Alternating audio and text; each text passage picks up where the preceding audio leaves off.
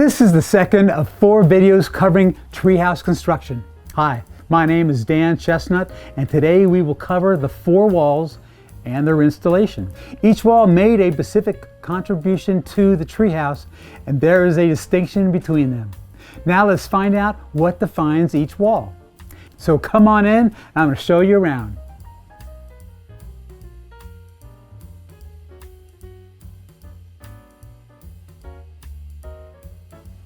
These walls have components that support the comforts that are needed in a treehouse. The east wall has 3 tall windows side by side to let in all the natural light possible into a sitting area for reading.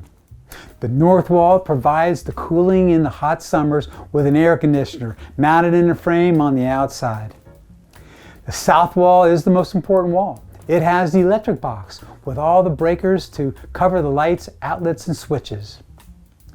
The south wall also holds a Murphy bed, which is just like having a Swiss Army knife. The walls require several processes to get them ready for installation. I used the wall frames as templates for the siding sheets. I laid the frames on top of the siding and traced the wall openings onto the sheets before cutting them. Here's a building tip. Remember to measure twice and cut once. I added the 15-pound felt paper to help waterproof the walls.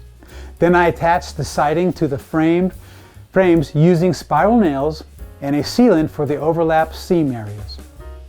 Later it would take 5 men and 2 300-pound rated block and tackles to lift these walls 20 feet in the trees just to reach the platform. The platform was located at 12 feet up in the trees and the walls were 8 feet tall.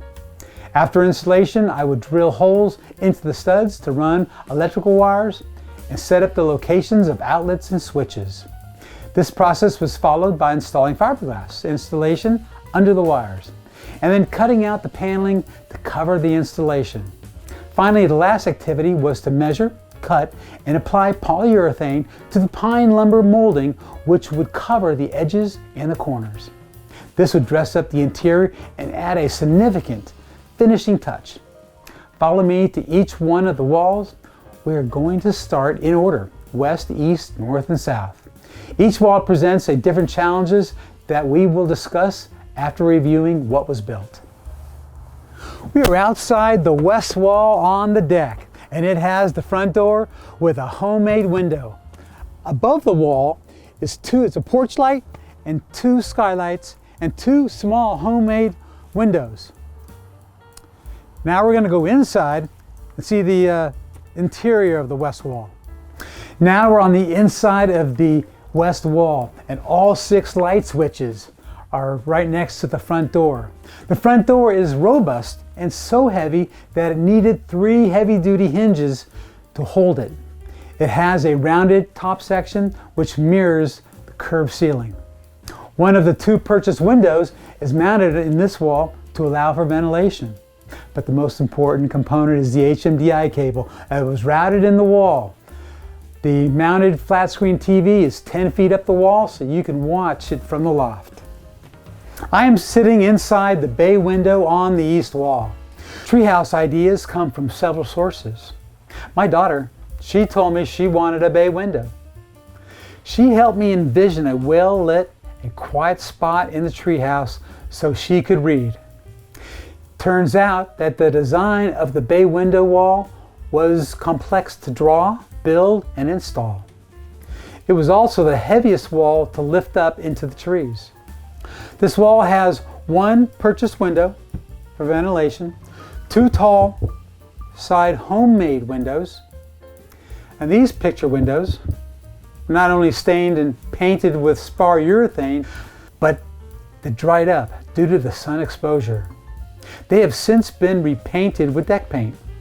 The loft is also attached to the bay window wall, and it has 2 skylights and 2 homemade windows to allow for more light for reading. A ladder was attached to the right side to gain access to the loft. You know what? The loft is big enough to hold a full-size air mattress, and you get a great view of the TV. The east wall also has a gutter system and a downspout system leading into the water reclaim drums. However, the gutter on the bottom of the bay window roof was smashed by a tree falling on the treehouse during a rainstorm. I was lucky to only have light damage. Events will happen when you build a treehouse in the trees, and you have no control over what Mother Nature does. Now, follow me up the ladder to the loft.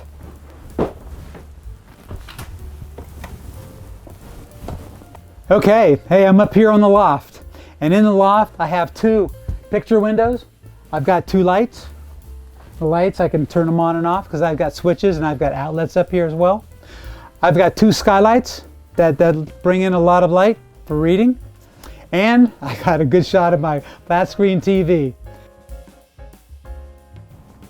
I'm back in my harness and attached to my safety line.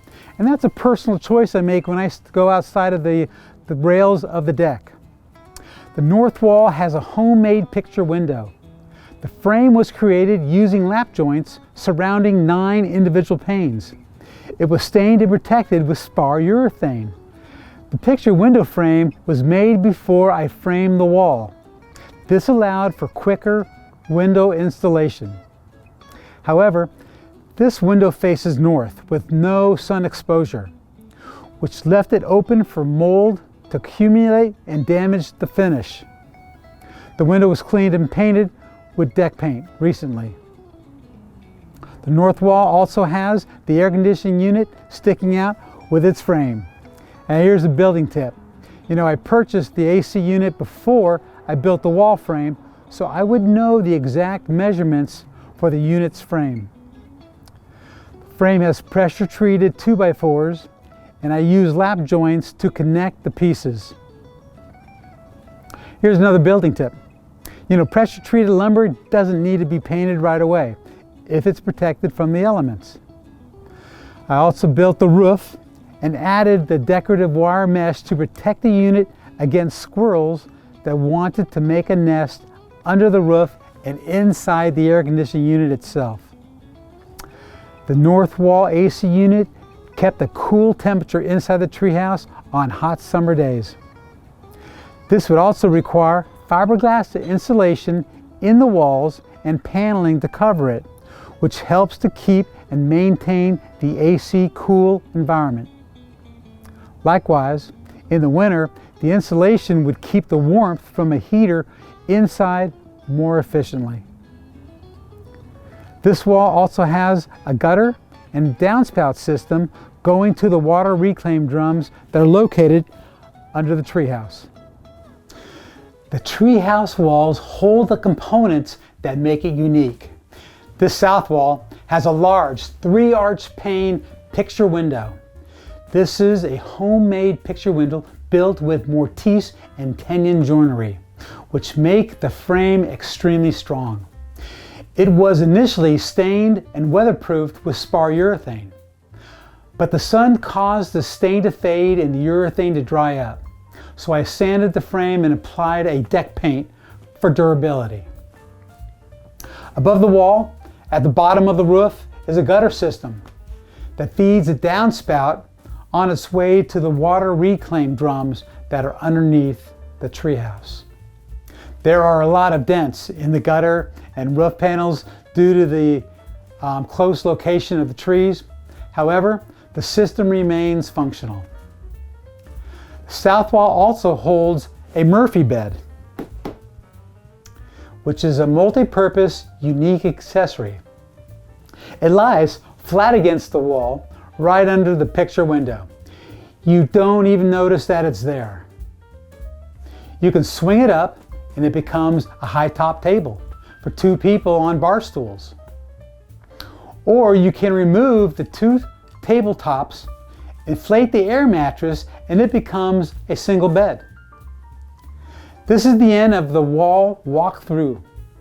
Please remember to check out Chesnut Treehouse Building Services at our website, chesnuttreehouse.com. Thank you very much.